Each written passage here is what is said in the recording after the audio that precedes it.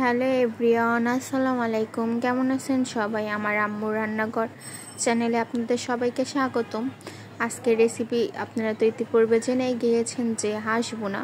তো ওখানে একটা পাতিল বসিয়ে তেল গরম করে সেখানে আমি বেশ খানিক পরিমাণ লবণ দিয়ে ভালোভাবে একটু নেড়েচেড়ে নিয়েছি। আপনারা চাইলে লবণটা আগেও দিতে পারেন বা পরে দিতে পারেন। তো এখানে আমি শুকনো মরিচ বাটা দিয়ে দিয়েছি পেঁয়াজ বাটা বেশ খানিক পরিমাণে দিছি।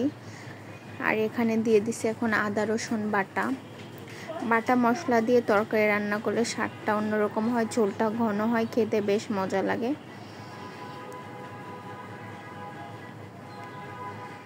এই যে আমি নাড়াচাড়া দিয়ে এখন এখানে দিয়ে দিব ধনিয়া গুঁড়া।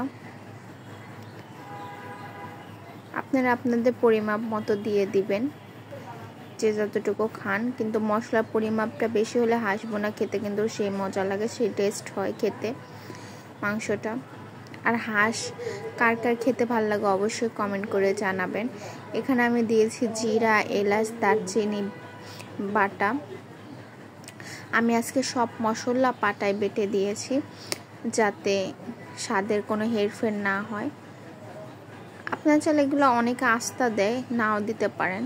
তো এখানে আমি দিয়ে দিচ্ছি হলুদ গুঁড়ো, দিয়ে ভালোভাবে নেড়ে চেড়ে নিচ্ছি। এখানে যেহেতু আমি বাটা মরিচ দিয়েছি সেহেতু এখানে আমি গুঁড়া মরিচ দিব না। এই যে বলছিলাম না, দেখেন রান্না করতে গেলে কি হয়েছে।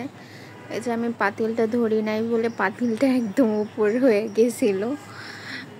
তারপর এখানে আমি তেজপাতা দিয়েছি দিয়ে এখন খানিক পরিমাণ গরম জল দিয়ে ভালোভাবে নেড়ে চেড়ে নিচ্ছি।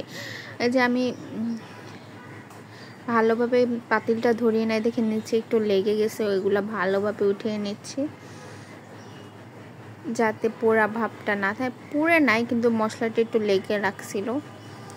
তো এখানে আমি বেশ ভালো পরিমাণ ঝোল দিয়ে মশলাগুলো ভালোভাবে কষিয়ে নেব। এই যে মশলা কষানো শেষ, এখন আমি হাঁসের মাংসগুলো দিয়ে দিচ্ছি এক এক করে, দিয়ে ভালোভাবে একটু নেড়ে চেড়ে নিব।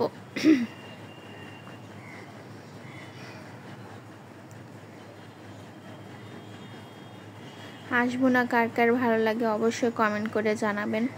আর আপনারা যদি কোনো রেসিপি চান সেটা অবশ্যই কমেন্ট করে জানাবেন, আমি দেওয়ার চেষ্টা করব। তো এখানে এই যে মাংসটা দিয়ে আমি ভালোভাবে নেড়ে চেড়ে নিব যাতে মশলাটা হাঁসের সাথে গায়ের সাথে লেগে যায়। যত ভালোভাবে কষাবেন তত কিন্তু খেতে মজা লাগবে। তো ওখানে এই যে ঝোলটা শুকিয়ে এসেছে, এখন ভালোভাবে নেড়ে চেড়ে নিয়ে এখন আমি এখানে ঝোল দিয়ে দিচ্ছি, গরম ঝোল অ্যাড করে দিব।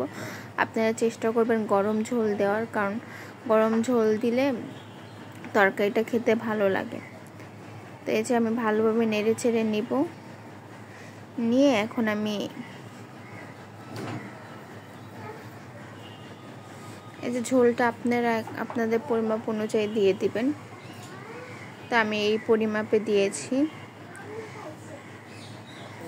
ঢাকনা দিয়ে দিলাম। 10 মিনিট পর ফিরে আসলাম।